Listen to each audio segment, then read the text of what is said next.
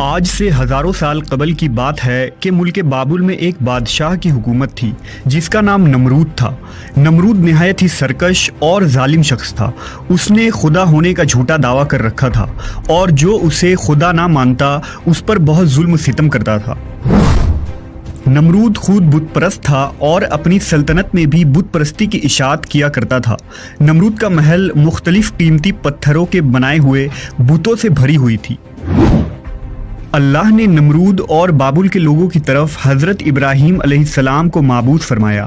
آپ نے نمرود کو اللہ کی عبادت کی طرف بلایا، مگر نمرود کی جہالت، گمراہی اور بادشاہت کے غرور نے اسے اللہ کے انکار پر کھڑا کر دیا۔ جب حضرت ابراہیم علیہ السلام نے کہا میرا اللہ تو وہ ہے جو زندہ کرتا ہے اور مارتا ہے، تو نمرود نے جواب دیا کہ میں بھی زندہ کرتا ہوں اور مارتا ہوں۔ ابراہیم علیہ السلام نے کہا میرا رب مشرق سے سورج کو نکالتا ہے، اگر تو خدا ہے تو مغرب سے سورج نکال کر دکھا۔ یہ سن کر نمرود لاجواب ہو گیا۔ نمرود نے غصے میں یہ حکم دیا کہ ابراہیم کو بطور سزا آگ میں ڈال دیا جائے۔ لہٰذا بابل کے لوگوں نے ایک خاص مقام پر لکڑیاں جمع کرنا شروع کر دیا۔ جب لکڑیاں جمع ہو گئیں تو نمرود کے حکم سے اس کے کارکنوں نے ان لکڑیوں میں آگ لگا دی، جس کی حرارت اتنی زیادہ تھی کہ کوئی اس کے قریب بھی نہ جا پاتا تھا۔ جب حضرت ابراہیم علیہ السلام کو اس جلتی ہوئی آگ میں پھینکا گیا تو اللہ کے حکم سے وہ آگ ٹھنڈا ہو گیا۔ جب نمرود کو یقین ہوا کہ آگ ابراہیم علیہ السلام کا کچھ بھی نہیں بگاڑ سکتی تو اس نے آپ کو آزاد کر دیا، مگر نمرود اور اہل بابل نے اس معجزے کے بعد بھی اللہ اور اس کے سچے پیغمبر پر ایمان نہ لایا۔ اس کے برخلاف نمرود نے بابل میں ایک عظیم مینار بنوانے کا حکم دیا جس کے ذریعہ وہ ابراہیم کے خدا سے مقابلہ کر سکے۔ اس نے مزدوروں کو یہ حکم دیا کہ اس مینار کو اتنی بلندی تک تعمیر کیا جائے کہ بادلوں تک پہنچ جائے تاکہ وہ آسمان کے خدا سے جنگ کر کے اس کی سلطنت کو بھی فتح کر لے۔ جب یہ مینار تعمیر ہوا اور بادلوں کو چھونے لگی تو نمرود اس پر چڑھ کر خدائی کا دعویٰ کرتا تھا اور آسمان کی طرف دیکھ کر خدا کو للکارتا اور لوگوں سے کہتا کہ آسمان کا خدا کچھ جواب نہیں دے رہا ہے کیونکہ وہ میرا مقابلہ نہیں کر سکتا۔ لہٰذا یہ دیکھ کر نمرود کو پوجنے والوں کی تعداد میں اور تیزی سے اضافہ ہو رہا تھا اور جوق در جوق لوگ اس کے آگے سجدہ ریز ہوا کرتے تھے۔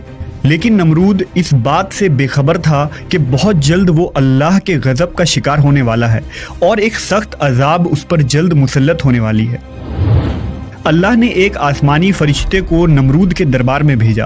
اس نے نمرود کو ایمان قبول کرنے اور لاشریک معبود پر ایمان لانے کی دعوت دی، مگر غرور و تکبر سے چور نمرود نے انکار کر دیا۔